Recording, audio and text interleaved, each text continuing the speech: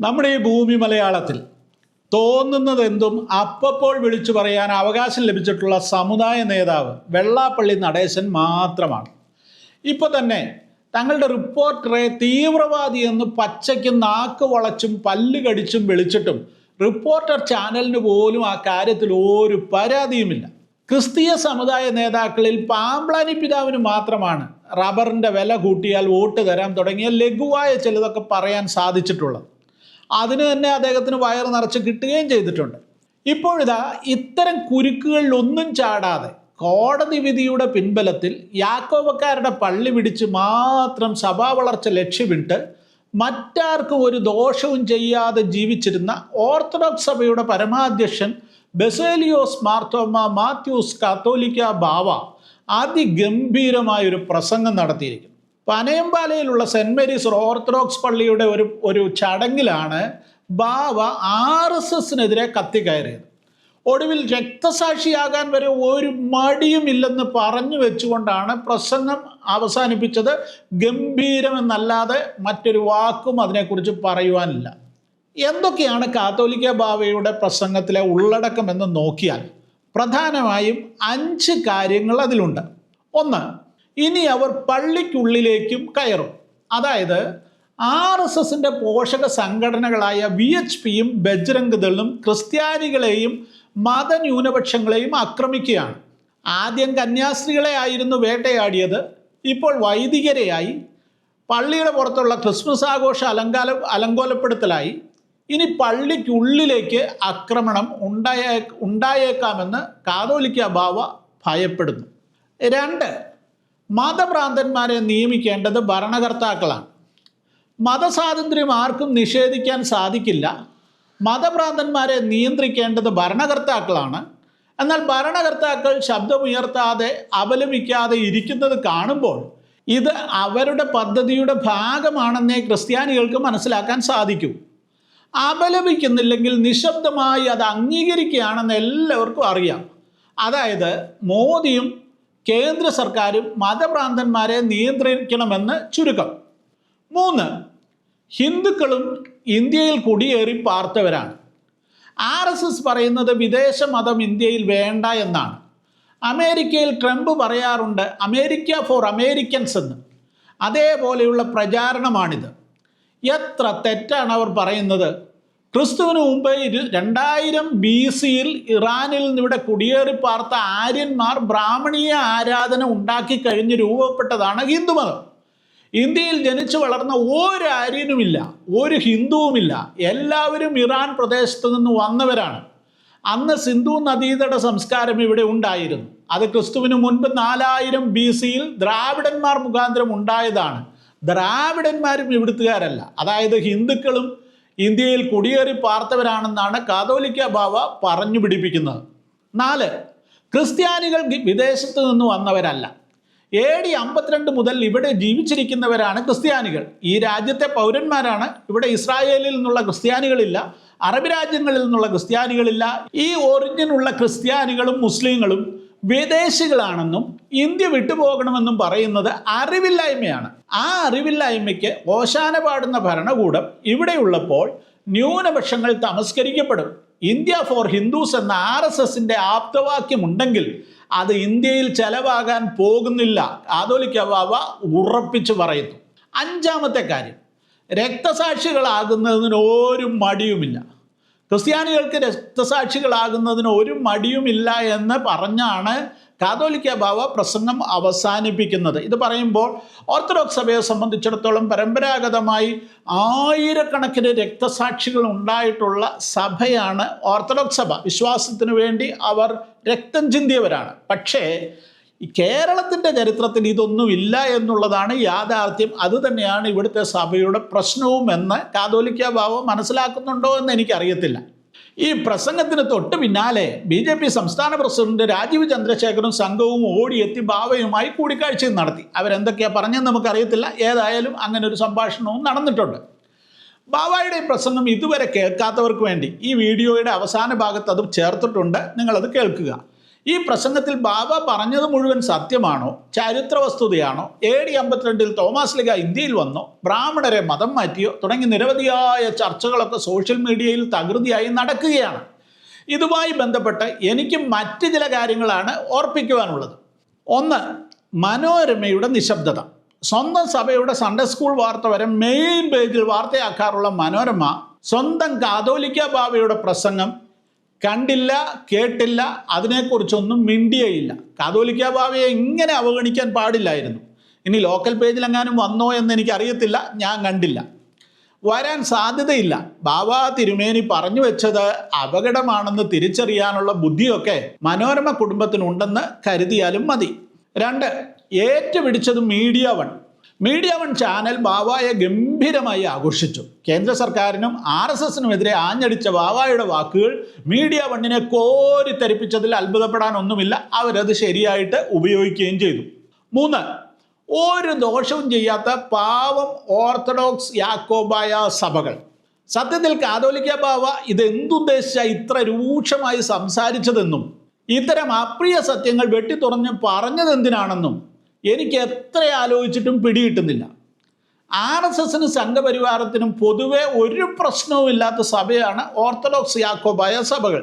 കാരണം കത്തോലിക്കരോ പെന്തിക്കോസുകാരോ, എന്തിനേറെ CSI, മാർത്തോമ്മ പോലുള്ള സഭകൾ വരെ സുവിശേഷ പ്രചരണവും ഒത്തുകിട്ടിയാൽ മതം മാറ്റവും ഒക്കെ നടത്തുന്നവരാണ്. എന്നാൽ പാവം ഓർത്തഡോക്സ് യാക്കോബായ സഭകൾ അത്തരം ഒരു ദോഷവും പറയാനില്ലാത്തവരാണ്, ശുദ്ധ പാവങ്ങളാണ്. അതുകൊണ്ട് തന്നെ RSSനും സംഘപരിവാരത്തിനും അവരോട് ഒരു വിരോധവും തോന്നേണ്ട കാര്യവുമില്ല. 4, BJPയുടെ പാഴായ സ്വപ്നങ്ങൾ. കാസയെയും PC ജോർജിനെയും അനിൽ ആന്റണിയെയും ഒക്കെ കൂട്ടുപിടിച്ച് പതിയെ ക്രിസ്ത്യൻ ന്യൂനപക്ഷത്തെ കൂടെ കൂട്ടി നിയമസഭയിൽ 5-6 സീറ്റെങ്കിലും ഒപ്പിക്കാമെന്ന സ്വപ്നത്തിലായിരുന്നു BJP. തൃശ്ശൂരിൽ സുരേഷ് ഗോപിയെ വെച്ചുള്ള പരീക്ഷണം വിജയിക്കുക കൂടെ ചെയ്തതോടെ വലിയ പ്രതീക്ഷയിലായിരുന്നു അവർ. ഗോവയിലും നോർത്ത് ഈസ്റ്റ് പോലെയുള്ള ക്രിസ്ത്യൻ ഭൂരിപക്ഷ മേഖലകളിലുമൊക്കെ സംസ്ഥാന ഭരണങ്ങൾ പിടിച്ച മാതൃക കേരളത്തിൽ നടപ്പാക്കാമെന്നാണ് BJP കരുതിയത്. ഛത്തീസ്ഗഡിൽ കന്യാസ്ത്രീകളുടെ പുറകെ ഓടിയതും മുനമ്പത്ത് വല വിരിച്ചതുമൊക്കെ ഇതേ ലക്ഷ്യത്തോടെ തന്നെ ആയിരുന്നു. പക്ഷെ പഞ്ചായത്ത് ഇലക്ഷൻ കഴിഞ്ഞതോടെ അവർ ആ വെള്ളം അങ്ങ് വാങ്ങിവെച്ചു. ഇനിയിപ്പോൾ തീവ്ര ഹിന്ദുത്വത്തിൻ്റെ ലൈനിലേക്ക് മാറുകയല്ലാതെ രക്ഷയില്ലെന്ന തിരിച്ചറിവാണ് പല സംഘപരിവാർ ചാനലുകളിലെയും അടക്കം പറച്ചിലുകളിൽ നിന്ന് നമുക്ക് മനസ്സിലാകുന്നത്. 5, പണി വരുന്നുണ്ട് അവറാച്ച. മുഖ്യധാര ക്രിസ്തീയ സഭകൾക്കെല്ലാം ശതകോടികളുടെ സമ്പത്തുണ്ട്. അതൊക്കെ സംരക്ഷിക്കാനും സ്കൂൾ, കോളേജ്, ആശുപത്രി, ബിസിനസ്സുകൾ നന്നായി നടത്തി ലാഭമുണ്ടാക്കാനുള്ള നേരത്ത് കാതോലിക്ക ബാവയെ പോലെയുള്ള തിരുമേനിമാർ വെറുതെ ആവശ്യമില്ലാത്ത ചരിത്രവും ഭൂമിശാസ്ത്രവും ഒക്കെ വിളമ്പി പണി വാങ്ങിക്കേണ്ടുന്ന കാര്യമുണ്ടോ എന്ന് അവർ തന്നെ ചിന്തിക്കട്ടെ. ഇത് കേൾക്കുന്ന ഏതെങ്കിലും ഒരു ഓർത്തഡോക്സുകാരൻ നിങ്ങളുടെ പരിശുദ്ധ ബാവ തിരുമേനിയോട് രഹസ്യമായി ഈ കാര്യം കൂടി ഒന്ന് ഓർപ്പിക്കണമെന്നാണ് എൻ്റെ ഒരു അഭ്യർത്ഥന. വെറുതെ എന്തെങ്കിലും പെന്തക്കോസ്ത് പാസ്റ്റർമാരോ കവല പ്രസംഗകരോ ഒക്കെ വിളിച്ചു പറയുന്നത് പോലെ തിരുമേനിമാർ എല്ലാ സത്യവും ഒന്നും ഇങ്ങനെ മൈക്കിലൂടെ വിളിച്ചു പറയരുത്. പെന്തക്കോസ്തുകാർക്ക് നഷ്ടപ്പെടാൻ ഒന്നുമില്ല. അതുപോലെയാണോ പാരമ്പര്യമുള്ള ഓർത്തഡോക്സുകാരുടെ കാര്യം? ഇനി ബൈബിളിലെ ഒരു കാര്യം കൂടെ ഓർപ്പിച്ച് ഞാൻ അവസാനിപ്പിക്കാം. ബൈബിളിൽ ഇയ്യോബ് എന്നൊരു കഥാപാത്രമുണ്ട്. ഒരു ദിവസം ഇയ്യോബിനെ നോട്ടമിട്ട് നടക്കുന്ന സാത്താനോട് ദൈവം ചോദിച്ചു, നീ എവിടെ നിന്ന് വരുന്നു? ഞാൻ ഭൂമിയിലൊക്കെയും ഊടാടി സഞ്ചരിച്ച് വരികയാണെന്ന് സാത്താൻ സത്യം പറഞ്ഞു. ദൈവത്തിൻ്റെ അടുത്ത ചോദ്യം, നീ എൻ്റെ ദാസനായ ഇയ്യോബിനെ നോട്ടമിട്ടിട്ടുണ്ടോ? സാത്താനെ പോലെ ഈടി കറങ്ങി നടക്കുകയാണ്. വെറുതെ തിരുമേനിമാരൊക്കെ ഈടിയുടെ വലയിൽ പോയി കയറി കൊടുക്കേണ്ടെന്ന കാര്യമുണ്ടോ? ഇതാണ് എൻ്റെ ചോദ്യം. നിങ്ങളുടെ മക്കൾക്ക് വിവാഹപ്രായമായോ? ഹല്ലേലൂയ മാട്രിമോണിയൽ നിങ്ങളെ സഹായിക്കുന്നു. വിശ്വാസികൾക്ക് ജീവിത പങ്കാളിയെ കണ്ടെത്തുവാൻ ഏറ്റവും ഫലപ്രദവും സുരക്ഷിതവുമായ മാർഗമാണിത്. 2 മാർഗങ്ങളിലൂടെയാണ് നിങ്ങളുടെ മക്കളെക്കുറിച്ചുള്ള വിവരങ്ങൾ 10,000-കണക്കിന് ആളുകളിലേക്ക് ഞങ്ങൾ എത്തിക്കുന്നത്. 1, ഹല്ലേലൂയ ഓൺലൈൻ. നിരന്തരം ക്രിസ്തീയ വാർത്തകൾ 100-കണക്കിന് വാട്സപ്പ് ഗ്രൂപ്പുകൾ വഴി 10,000-കണക്കിന് വായനക്കാരിലേക്ക് എത്തുന്നു. ആ വാർത്തകളോടൊപ്പം നിങ്ങളുടെ മാട്രിമോണിയലും ഉൾപ്പെടുത്തുന്നു. 2, കഴിഞ്ഞ 30 വർഷമായി പ്രസിദ്ധീകരിക്കുന്ന ഹല്ലേലൂയയുടെ പ്രിൻ്റ് എഡിഷൻ ഉണ്ട്. ആ പ്രിൻ്റ് എഡിഷനിലും ഈ മാട്രിമോണിയൽ അതുപോലെ തന്നെ ഉൾപ്പെടുത്തുന്നു. ഈ 2 മാർഗങ്ങളിലൂടെ പതിനായിരക്കണക്കിന് വായനക്കാരിലേക്ക് വളരെ പെട്ടെന്ന് നിങ്ങളുടെ മാട്രിമോണിയിൽ എത്തുമ്പോൾ ആലോചനകൾ നിങ്ങളെ തേടി വരും. അതിൽ നിന്ന് ഏറ്റവും അനുയോജ്യമായത് പ്രാർത്ഥനാപൂർവം നിങ്ങൾ തിരഞ്ഞെടുത്താൽ മാത്രം മതിയാകും. അതുകൊണ്ട് വൈകണ്ട. ലോകത്തിൻ്റെ ഏത് കോണിലിരുന്നാണെങ്കിലും നിങ്ങൾക്ക് രജിസ്റ്റർ ചെയ്യാം. ഈ സ്ക്രീനിലുള്ള ഫോൺ നമ്പറിലേക്ക് നിങ്ങളുടെ മക്കളുടെ ബയോഡേറ്റയും ഫോട്ടോയും അയയ്ക്കുക. ഇന്ന് തന്നെ രജിസ്റ്റർ ചെയ്യുക. എത്രയും വേഗം നിങ്ങളുടെ മക്കളുടെ വിവാഹം നടക്കട്ടെ എന്ന് പ്രാർത്ഥിക്കുന്നു. ആരാണ് ഹിന്ദുക്കൾ? 2000 BC ക്രിസ്തുവിന് മുമ്പ് 2000 ഇറാനിൽ നിന്ന് ഇവിടെ കുടിയേറിപ്പുറത്ത ആര്യന്മാര് ബ്രാഹ്മണിക ആരാധന ഉണ്ടാക്കി കഴിഞ്ഞിട്ട് ഉണ്ടായ ഒരു മതമാണ് ഹിന്ദുയിസം. അതിവിടെ ഇവിടുത്തെ ഇന്ത്യയിൽ ജനിച്ചു വളർന്ന ഒരു ആര്യനുമില്ല, ഒരു ഹിന്ദുവുമില്ല. എല്ലാവരും ഈ പറയുന്ന ഇറാൻ പ്രദേശത്തു നിന്ന് വന്നവരാണ്. പക്ഷെ അവർ വന്നപ്പോൾ അവരൊരു കാര്യം ചെയ്തത്, അന്ന് വളരെ ശക്തമായിരിക്കുന്ന ഇൻഡസ് വാലി സിവിലൈസേഷനുണ്ട്, മോഹൻജദാരോ ഹാരപ്പ എന്നുള്ളതൊക്കെ നമ്മൾ പഠിച്ചിട്ടുണ്ട്. അത് ക്രിസ്തുവിന് മുമ്പ് 4000 BC ദ്രാവിഡന്മാർ മുഖാന്തരം ഉണ്ടായതാണ് ഇൻഡസ് വാലി സിവിലൈസേഷൻ. ഈ ദ്രാവിഡന്മാരും ഇവിടുത്തുകാരല്ല. ദ്രാവിഡന്മാർ ആഫ്രിക്കയിൽ നിന്ന് ഇറാൻ വഴിയായിട്ട് ഇന്ത്യയിൽ വന്നെത്തിയവരാണ്. പക്ഷെ അവര് ഇൻഡസ് വാലി സിവിലൈസേഷൻ ജീവിച്ചിരുന്നതുവരെ ആര്യന്മാർ 2000 BC വന്നിട്ട് കൈയടക്കി പ്രദേശങ്ങളെല്ലാം കൈയടക്കിയിട്ട് ദ്രാവിഡന്മാരെ തെക്കോട്ട് പറഞ്ഞു വിട്ടു.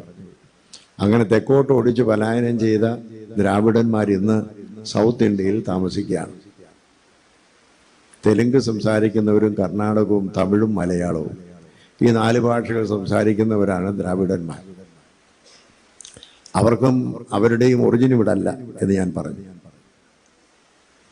അപ്പോൾ അങ്ങനെ വന്നിരിക്കുന്നതായ ആളുകൾ 2000 BC ഇവിടെ വന്നിരിക്കുന്നവർ പറയാണ് വിദേശികളെല്ലാം തിരിച്ചു പോകണം. ആരാണ് വിദേശി? ആര്യന്മാരാണ് ആദ്യത്തെ കുടിയേറ്റക്കാർ. അതിനു മുമ്പ് ദ്രാവിഡന്മാരാണ്. ഓരോരുത്തരും മതം അനുസരിച്ച് ജീവിക്കുന്നവരാണ്. ഹിന്ദുക്കൾ ഹിന്ദു വിശ്വാസത്തിൽ ഇന്ത്യയിൽ ജനിച്ചു വളർന്നവരാണ്. ഇവിടുത്തെ ക്രിസ്ത്യാനികൾ AD 52 മുതൽ ക്രിസ്തു മതം സ്വീകരിച്ച് ഇവിടെ ജനിച്ചു വളർന്ന ഈ രാജ്യത്തിൻ്റെ പൗരന്മാരാണ്. ഇവിടെ ഇസ്രായേലിൽ നിന്നുള്ള ആളുകൾ ആരും ഇവിടെ ക്രിസ്ത്യാനികളായിട്ടില്ല. അറബി രാജ്യത്തിൽ നിന്ന് ആരും ഇവിടെ ക്രിസ്ത്യാനികളായിട്ടില്ല. ഇവിടെയുള്ളവർ ഇന്ത്യൻ ഒറിജിനാണ്, ഇന്ത്യയിൽ ജനിച്ചു വളർന്നവരാണ്. അതിവിടുത്തെ മുസ്ലിങ്ങളാണെങ്കിലും അങ്ങനെ തന്നെയാണ്. അവരിവിടെ ജനിച്ചു വളർന്നവരാണ്. മധ്യപൂർവ്വ ദേശങ്ങളിലുള്ള മുസ്ലിങ്ങളാരും ഇവിടില്ല. ഇവിടെ ജനിച്ചു വളർന്ന മുസ്ലിങ്ങൾ മാത്രമേ ഇവിടെയുള്ളൂ. അപ്പോൾ ആ മതത്തിനും ഇവിടെ നിൽക്കാനുള്ള അവകാശമുണ്ട്. ക്രിസ്തുമതത്തിനുമുണ്ട്, അതുപോലെ ഹിന്ദു മതത്തിനുമുണ്ട്. അതുകൊണ്ട് ഈ മതങ്ങൾ ഉണ്ടാകുന്നതും അതിൻ്റെ ചരിത്രവും അറിയാവുന്ന ആളുകൾ വിദേശികൾ പോകണമെന്ന് പറയുമ്പോൾ അവരുടെ അറിവില്ലായ്മയെക്കുറിച്ച് വിലപിക്കുകയല്ലാതെ സാരമില്ല. പക്ഷേ ആ അറിവില്ലായ്മയ്ക്ക് ഒത്താശ ചെയ്തു കൊടുക്കുകയും ഓശാന പാടുകയും ചെയ്യുന്ന ഭരണാധികാരി ഇവിടെ ഉള്ളപ്പോൾ ന്യൂനപക്ഷങ്ങൾ അവിടെ തമസ്കരിക്കപ്പെടുമെന്നുള്ളത് സത്യമാണ്.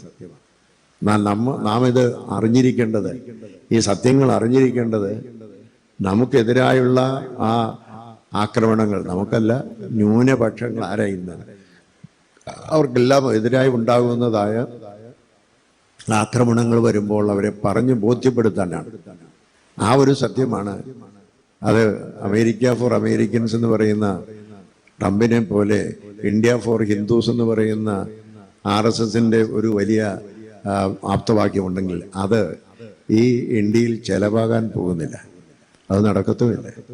ക്രിസ്ത്യാനികൾ അതിനുവേണ്ടി രക്തസാക്ഷികളാകുന്നതിന് ഒരു മടിയുമില്ല. കാരണം ക്രിസ്തീയ മതം ഉണ്ടായിരിക്കുന്നത് രക്തസാക്ഷിത്വത്തിൽ കൂടി, പീഡനത്തിൽ കൂടിയാണ്. പീഡനങ്ങളുടെ ചെറുത്തുനിൽപ്പ് 1-ാം നൂറ്റാണ്ട് മുതൽ തുടങ്ങിയതാണ്. മാർത്തോമാ ശ്ലീഹ ഇന്ത്യയിൽ വന്ന് സുവിശേഷം അറിയിച്ചപ്പോൾ ഇവിടെ ഉണ്ടായിരിക്കുന്നതായ ആളുകളെല്ലാം സ്വീകരിച്ചു. ഇവിടെ ആരെയും നിർബന്ധിത മതപരിവർത്തനത്തിന് ശ്രമിച്ചിട്ടില്ല. അങ്ങനെ ആയിരുന്നെങ്കിൽ ഇന്ന് 2.7% മാത്രം ഇന്ത്യൻ പോപ്പുലേഷനിൽ ക്രിസ്ത്യാനി ഉണ്ടാകുമായിരുന്നില്ല.